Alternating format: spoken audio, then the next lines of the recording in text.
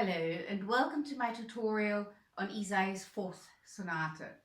I'm going to be talking about my thoughts on this sonata, and I'm going to go into the parts which I found particularly difficult and how I worked at them.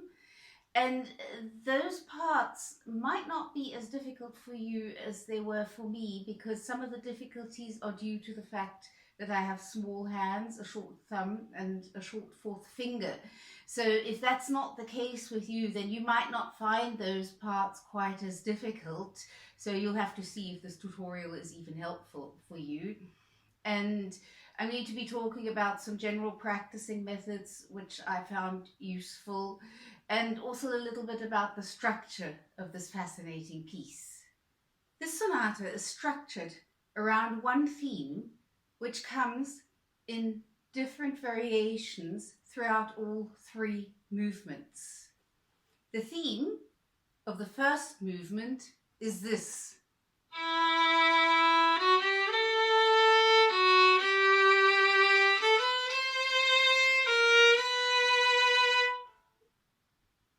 And one can understand the first movement as being variations of this theme.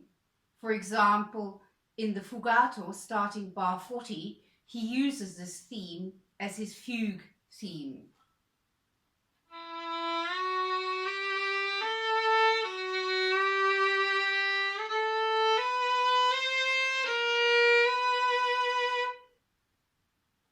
For the second movement, he takes the first four notes of this theme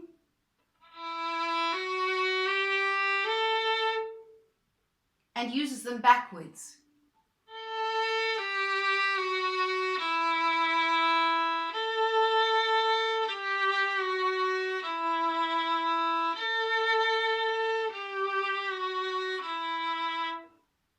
And this theme comes as an ostinato theme throughout the entire second movement. It never stops. Sometimes it's a little bit hidden, but it's there the whole time. It's particularly fascinating because for an ostinato theme, it's a comparatively elaborate theme. In the third movement, this same theme comes more or less hidden. As an example, right in the beginning, and it comes all over the place in the third movement, and I'll show you where. Sometimes it's a little bit more hidden and sometimes it's not hidden at all. So this I found very, very fascinating, to structure an entire sonata around more or less four notes and bring them in different variations throughout the entire piece. I'm splitting this tutorial into three videos, one video on each movement, because first of all, otherwise it will be an incredibly long video, and secondly, I think that will also be more practical to work with. The first 5 bars of the first movement are introduction, and as Ysaye does in several of his sonatas, this already is very difficult and hard to get secure and reliable. So I'll just share with you a few things which I found helpful to make it a little bit more secure. We have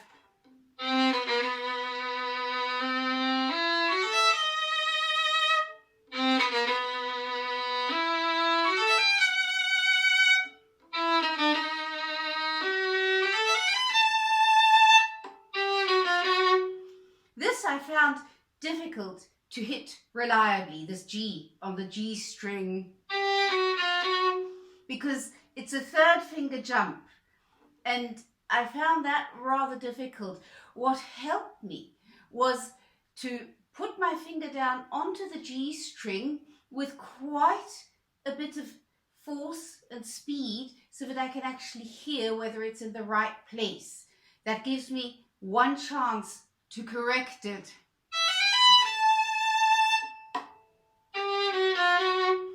Probably my microphone won't pick that up.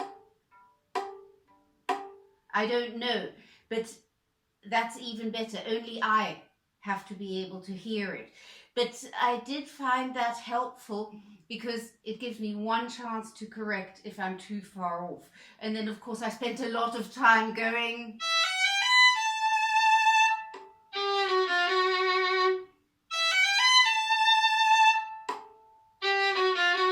I don't know if you heard that, but it was a little bit too sharp, so I could correct it a little bit. So that I found very, very helpful.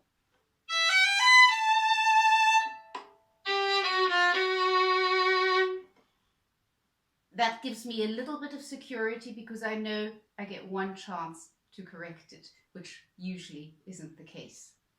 Moving on to bar 4.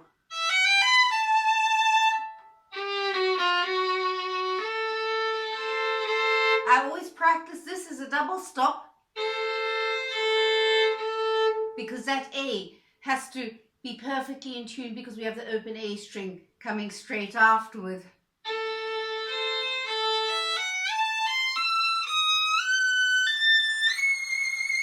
I use my third finger here because my third finger is longer than my fourth finger and it's easier to reach and I can do a better vibrato. And what I did right from the beginning when I started this sonata is I practiced relaxing on that C so that I can go into the next bit, which I found very difficult to get securely in tune. I can go into the next bit relaxed. So I just made myself relax on that C every time I played that C, regardless of whether I was practicing slowly or whether I was practicing in tempo. Every time I played that C, I gave myself the instruction, relax. I found that very helpful, particularly when performing this piece, because if you do that every time you play this C, then that will become so automatic, it'll just be part of everything that you're doing, and then you relax on that C. That of course also helps make it sound good.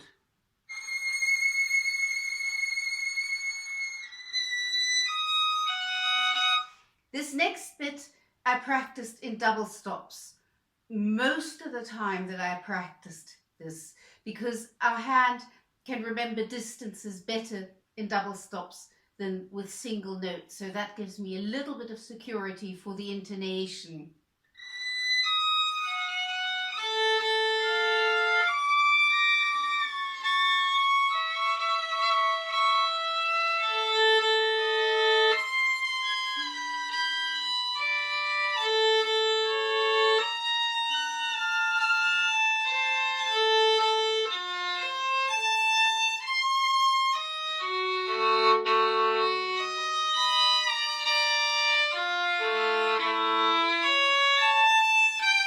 And here, I play the top notes a little bit longer.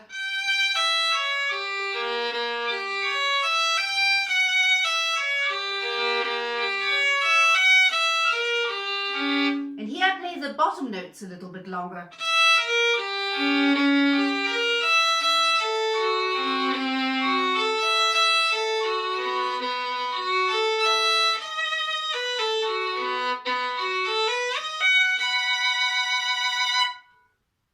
That brings out a little bit this chromatic which we first have on the top notes and then we have them on the lowest notes. That was the introduction. Now bar 6 is the actual beginning of this piece. It's the first time the theme comes.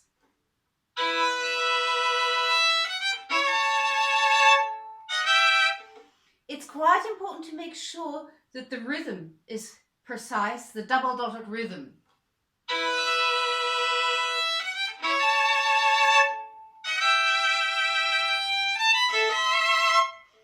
And I always have to remind myself to use quite a lot of bow for those small notes, and also to take weight off of the high strings, not to come onto the A and E string with too much weight and too much force. That doesn't sound good.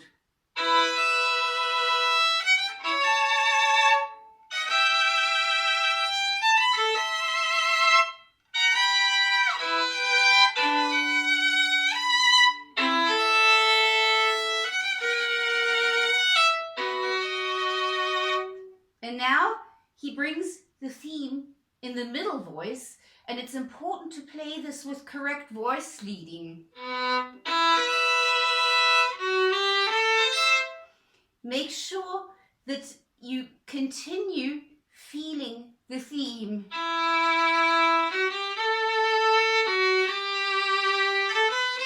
That's what one should sing in one's head.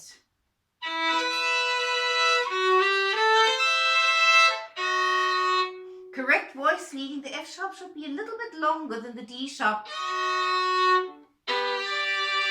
And here too, the G should be a little bit longer than the D,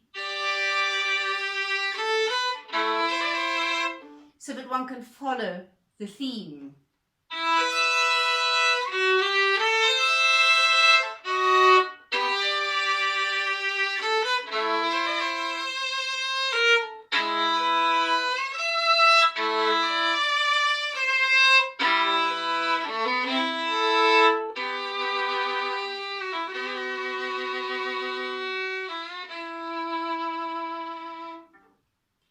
This is one of the examples, again, where one can hear how much Ysaye was influenced by Bach.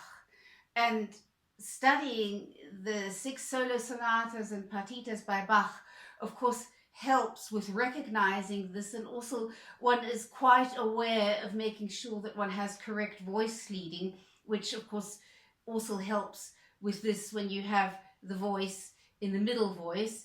He crosses the voice over into the highest voice, which is something that Bach doesn't do.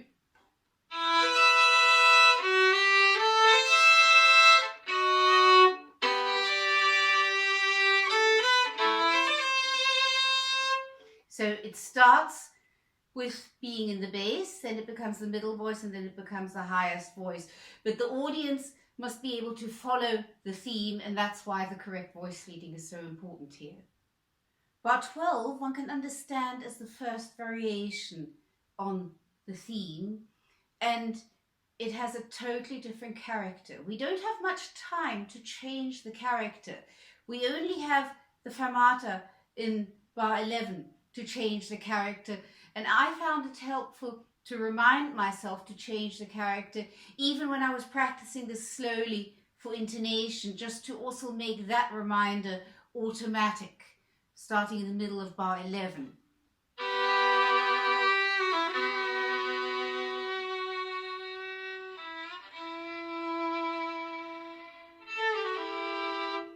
That's a little bit uncomfortable. Here, with those very short notes, I find it important to make sure the first one is clear.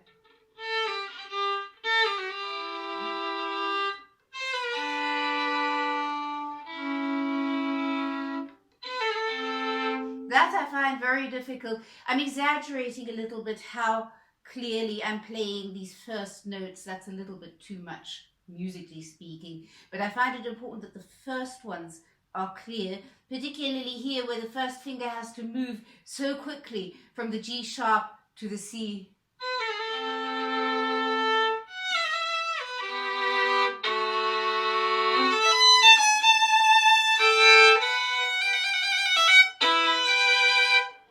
And here we're again in a character which is very similar to when the theme first comes.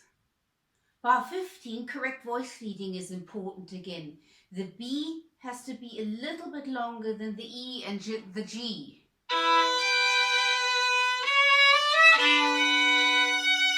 And then the F sharp has to be the longest note.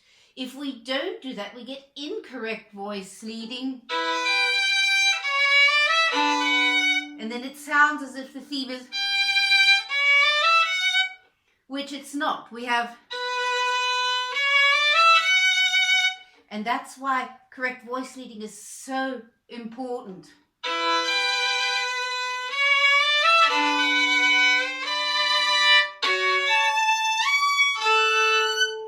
Here, the open A string is usually a lot louder than our F sharp up on the E string, and what helps there is to not play the A string too long. It'll continue resonating anyway because it's an open string. So I go, So that the F sharp is the more dominant note.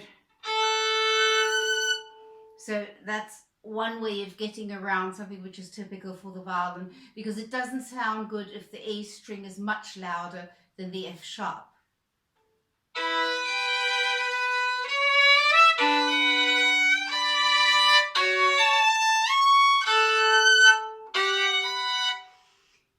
I found it helpful to give myself quite a bit of time and lift my bow before I play this chord. And also I give myself quite a bit of time to break this four-voiced chord, because the bass notes are so important for the harmonies.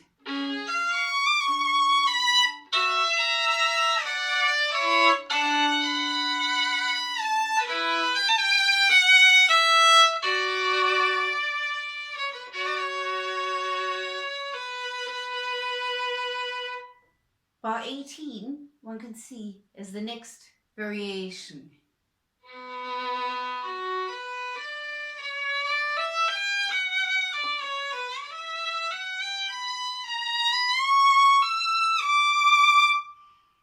Here I have a fingering suggestion. I found this fingering a lot more comfortable. First finger, and then third finger.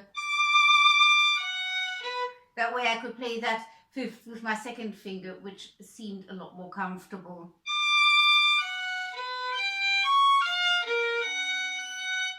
I practice this octave as a double stop almost every time I practice this bit.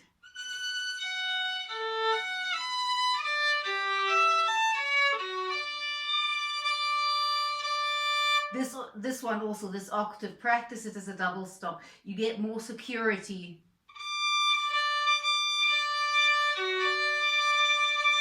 This is already for me quite a stretch, playing an octave with second and fourth finger in third position. So practicing that as a double stop really did help me. In bar 22, I find it important to bring the melody out, because the melody is so strange, particularly when played without the harmonies.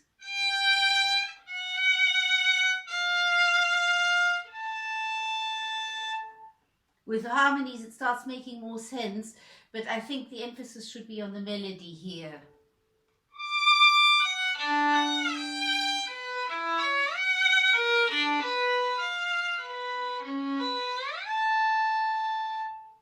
Bar 22, we have a variation of the variation.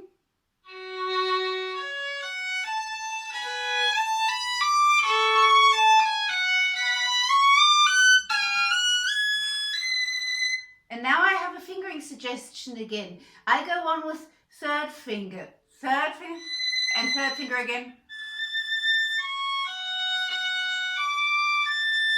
That way I can play the fifths with second and third finger, and I have to put my fingers down very flat. That's partially due to the fact that I play with quite high strings, and that's just a lot more comfortable for me to do that with the second and third finger.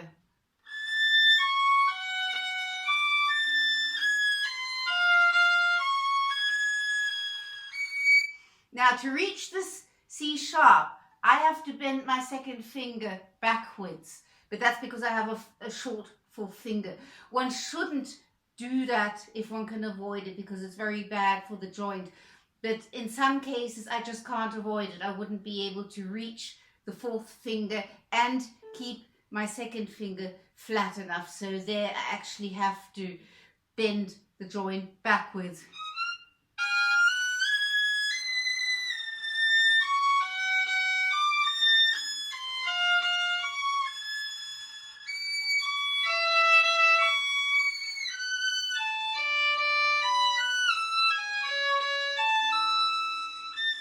Here too, I have to bend the joint backwards to be able to reach with the fourth finger.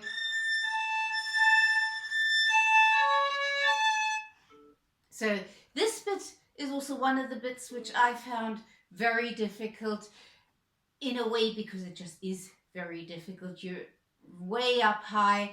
It has to be perfectly in tune because it's broken chords. It's not that easy for the bow either. I found it helpful to give quite a bit of sound, not too softly, quite a lot of bow.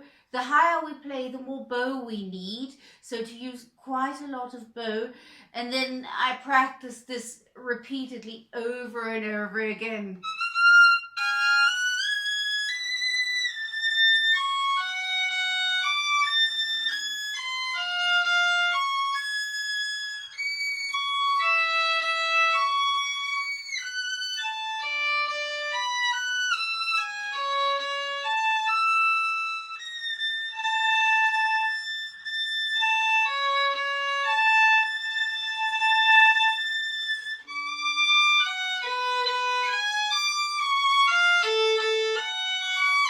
And then I did that again.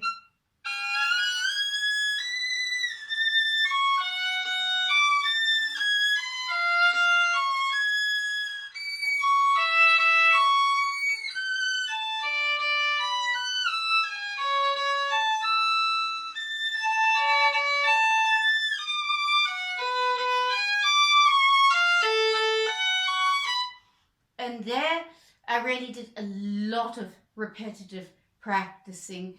This bit, I never got it really secure. Every time it comes, I really hope it works out because it's so exposed. There's nothing one can hide behind.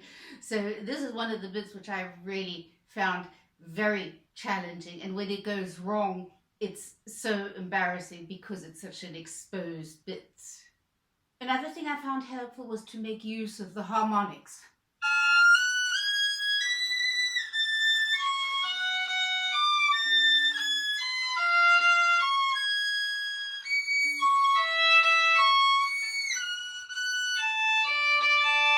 Play that as a harmonic. It's not just easier to find, but it also sounds better.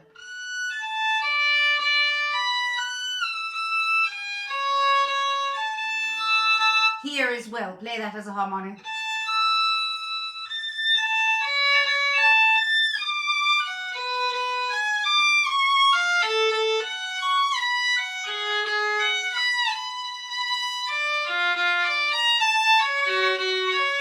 And here, as from here, I would suggest to do a bit of an accelerando.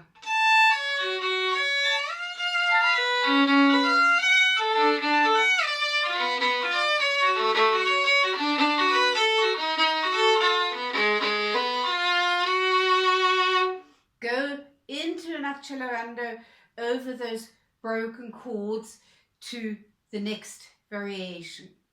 Bar 31 is the beginning of the next variation.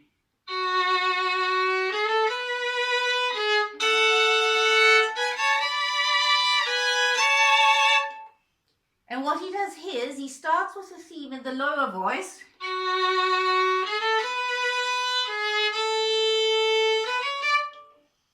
And while this theme is still ongoing, the top voice sets in with the theme. So he's already hinting at a fugue here.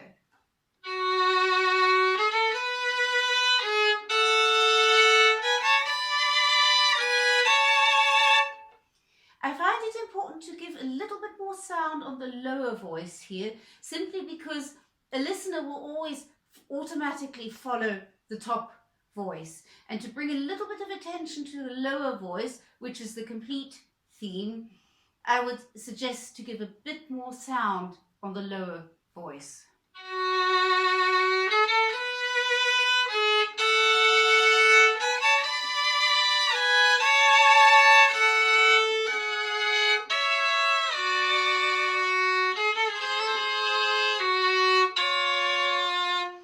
Here again, correct voice leading is important. The lower voice is the more important voice, so the notes have to be a little bit longer. I'll show you slightly exaggerated.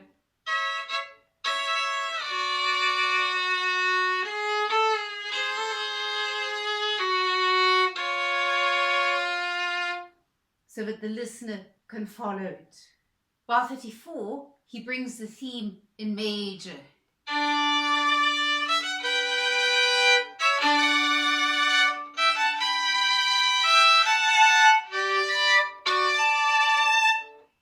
And again, he's having the voices set in after each other. We have the top voice.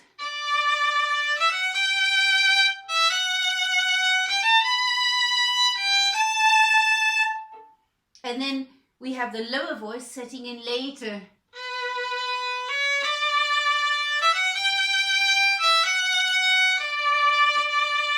So here again, I would suggest to give a little more sound on the lower voice, because everybody's automatically going to be following the top voice, and so the lower voice gets a bit of attention as well. I will give a bit more sound there.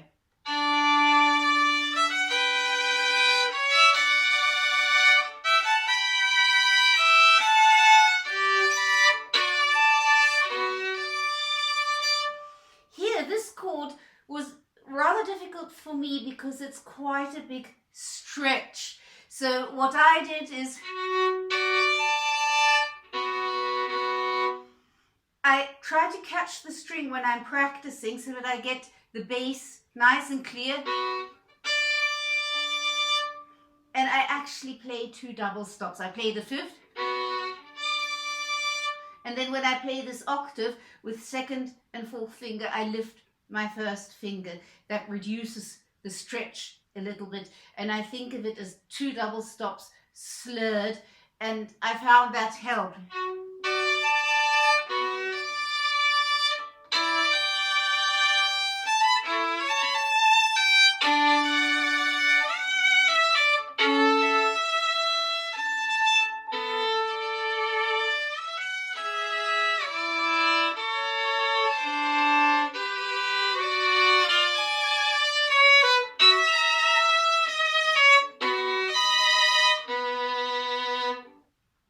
Wonderful bit, unusually romantic for Ysaye. It's rare in his 6 sonatas that he gets this romantic, so I would really bring out this romantic character that he has here.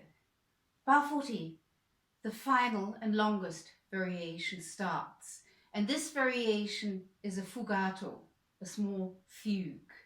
This fugue has 2 voices. And in spite of it being a small fugue with only 2 voices, it's amazing what Ysaye does with this. One mustn't forget, a fugue is a polyphonic work, usually written for instruments like piano and organ, or orchestra, or choir, where you have many voices.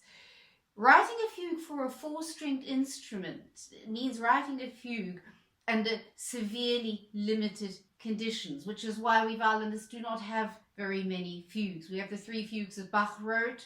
Bartók wrote a fugue in his solo sonata, and Ysaye wrote a fugue in his 1st sonata, and here in the 4th, the last variation, is a fugato, a small fugue.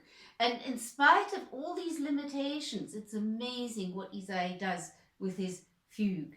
He has the theme, then he turns the theme upside down and brings the upside down theme at the same time as he brings the normal theme. He even manages to do a stretto. It just shows once again what an unbelievable genius of a composer Ysaye was. Now my suggestion is to play this fugue theme as one would play the fugue theme of Bach, to support Ysaye's inspiration of Bach. Ysaye was so inspired by Bach, one can hear that in all of the sonatas, but here is again one of the places where one can hear that very strongly. So I would not play it romantically, but I would play it very disciplined, as one would play a fugue theme of Bach.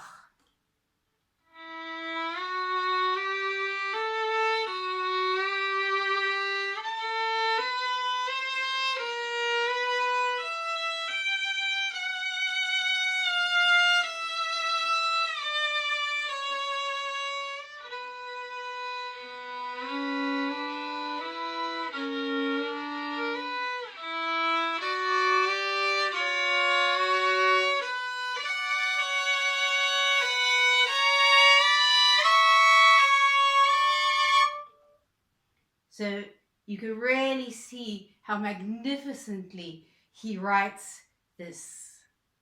To bring out the polyphonic character, I actually find it quite important to play the first note of bar 45.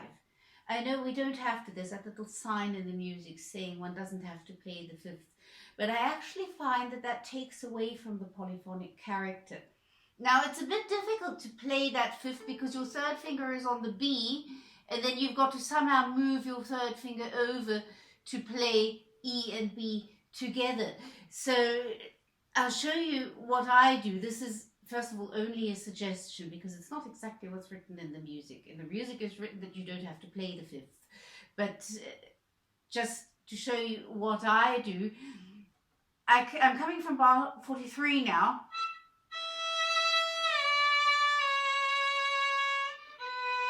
I put my third finger down very flat.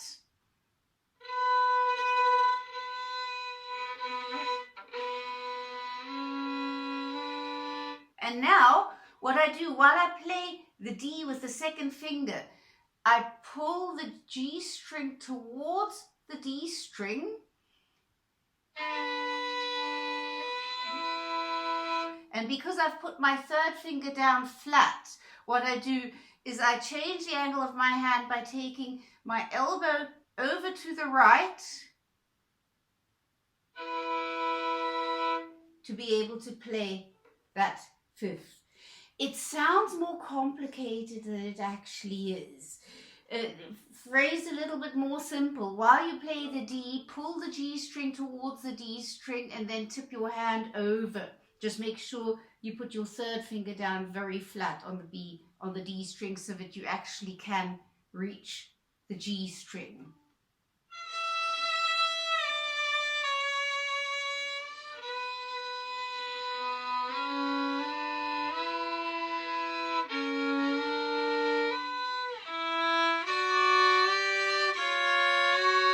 Here I do the same thing for the fifths.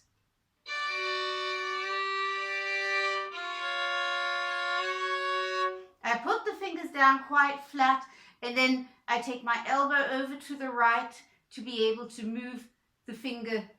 Basically, I'm changing the angle of the finger to the string to be able to reach over onto the D string and play the fifth. As for the second half of bar 46, I would again suggest to give a bit more sound on the lower voice because again, the audience will automatically follow the top voice, and the top voice is likely to be more clear anyway because it's on the E string, which has such a particularly clear sound, and because the lower voice, in my opinion, is the more important one here because that's still playing the theme. I would suggest to give a little more sound on the lower voice and also follow the lower voice in your head as you play it.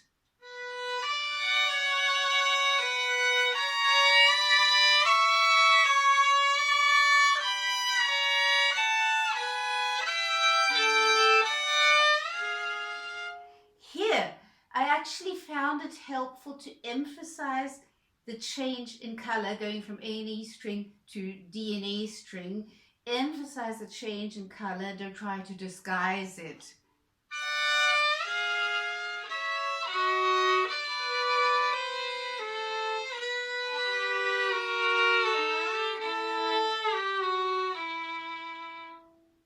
Bar 51 and 52, I've changed the fingering for sound color reasons because written in the music, I'm not sure how original these fingerings actually are, if they really are all Ysaye's fingerings. There's a couple of things which speaks against all the fingerings being by Ysaye himself, but I'm not at all sure about that and we'll never know. But anyway, the fingering which is written in the music means that you change the sound color within the theme. You start on the A string,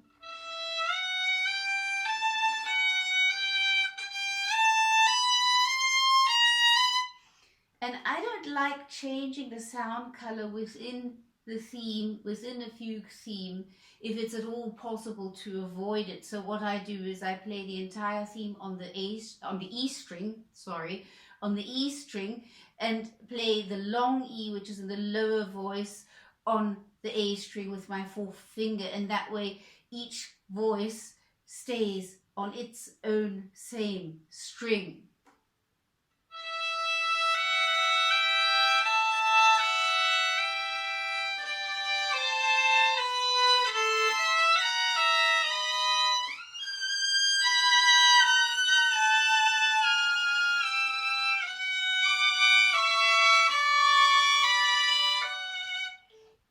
I think that's for voice leading a lot better if it's possible, like here, for each voice to stay on its own string. We have the top voice on the E string the whole time and the lower voice on the A string the whole time. But that's just a suggestion, that's just my personal preference. Bars 55 and 56. The top voice brings the theme upside down. That means that what went up before is now going down and vice versa.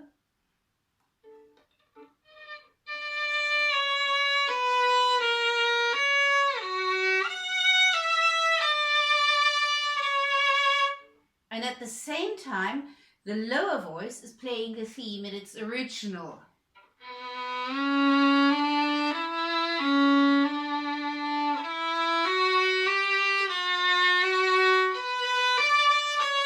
And here the voices cross again, the lower voice becomes the higher voice.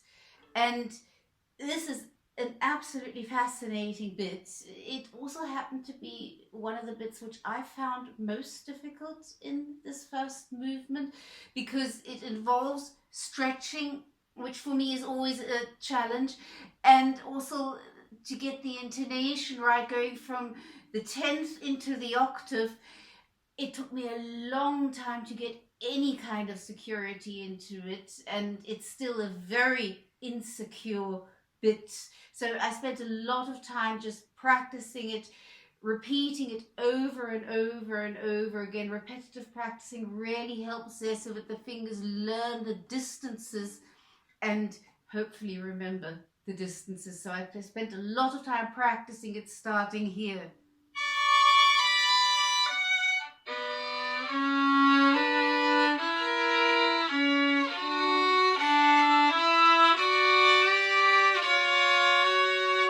I did that over and over again, and it's still, intonation is not very secure there. I'm always very happy and grateful when it works out, and it unfortunately often doesn't.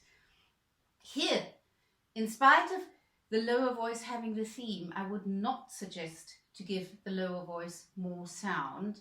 First of all, it's going to have more sound anyway, because the G string is significantly louder than the D string. The D string is our softest string. So it's going to have more sound if you do nothing at all. And in this bit, I actually find the top voice the more interesting voice, because it's bringing the theme upside down. So I would suggest to give a bit more sound on the top voice. That's my suggestion. But unfortunately, I'm not always able to do that, because I'm having such difficulties with this bit. It often doesn't come off that way. So sometimes I'm quite happy it works out more or less, but very often it doesn't. But I would still suggest, if you can do it, to put more sound on the top voice.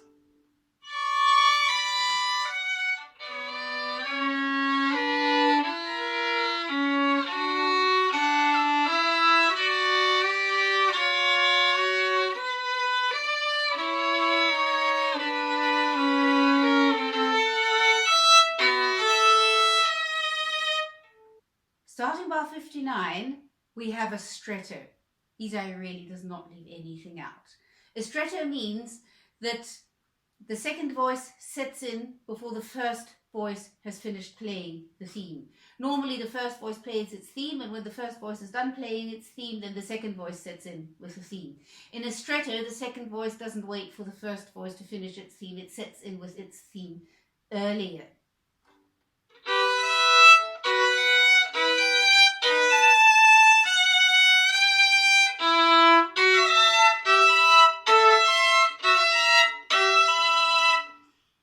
And the challenge of this bit, and it didn't work out very well when I just demonstrated, is to make that clear for the listener, that we have the top voice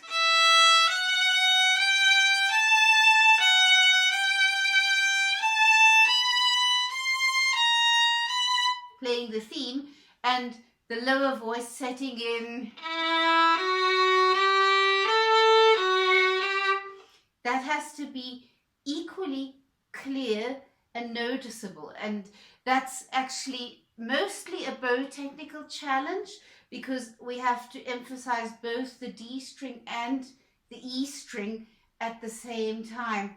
What I did a lot is, of course, practicing it slowly. Intonation's also not all that easy here, so I practice it fairly slowly, making sure that when the lower voice sets in with the theme, that I catch the string.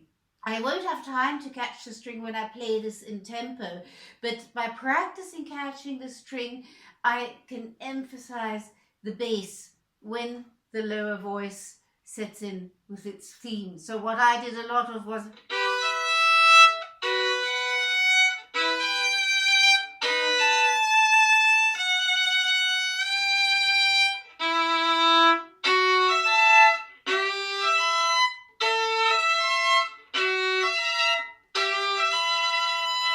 And usually if it worked out with the bow like it just did, the intonation wasn't good. So that was also one of the parts which I found most difficult, but practicing it like that actually helped. It also made it more clear in my mind which theme and which voice is doing what here. So that's what I spent a lot of time practicing.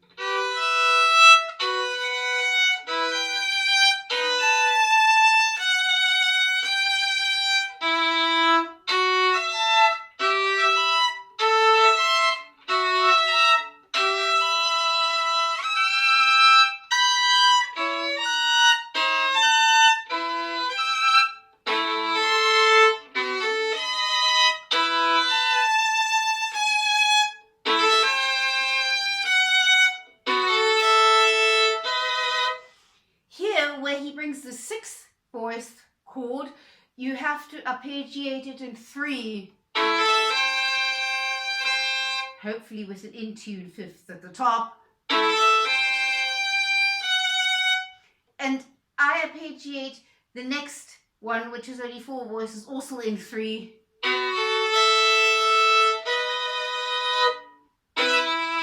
It's a bit more consistent that way.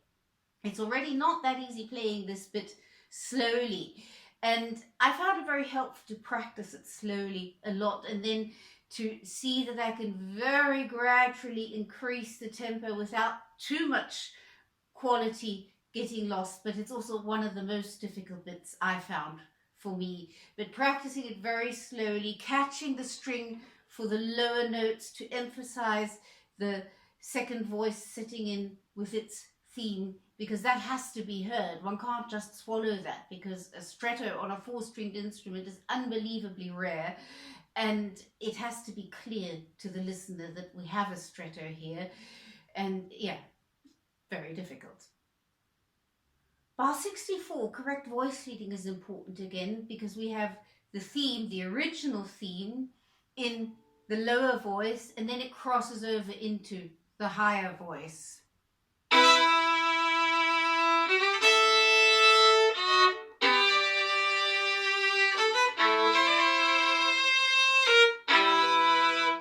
So there again, make sure that the voice leading is correct.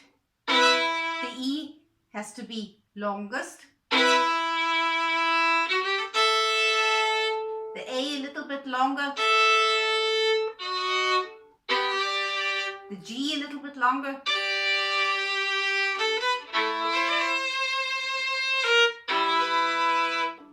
Very important here. Moving on, second beat of bar 65.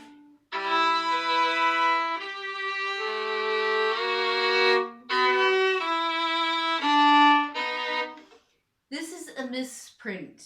Printed in the music is 16th note, 8th note, 16th note, and that can't be correct because we'd have too many beats in the bar. It has to be 32nd note, 16th note, 32nd note. So counting 16th notes.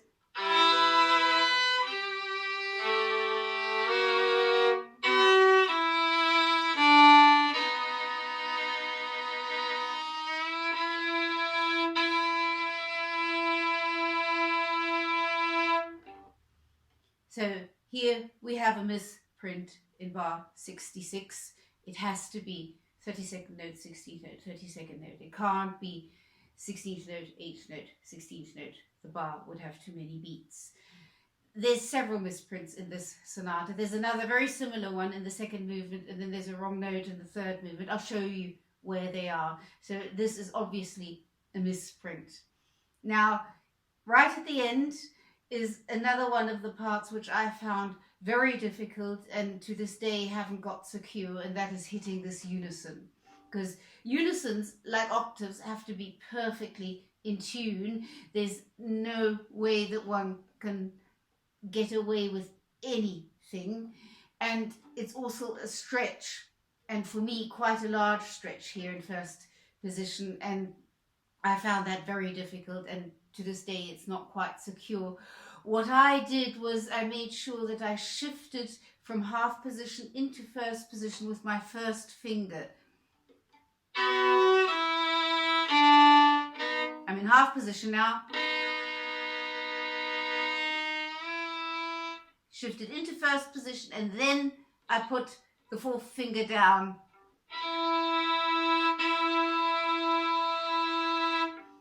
So when I practice it slowly, I do it like this.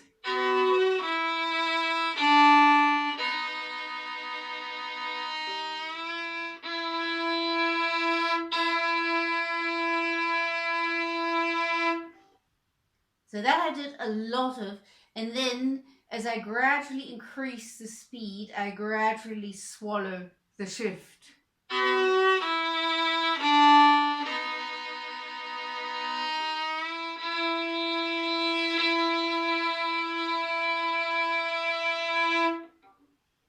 And the one advantage with unisons is if you don't hit it in tune, you just move your bow over quickly to the one which is in tune.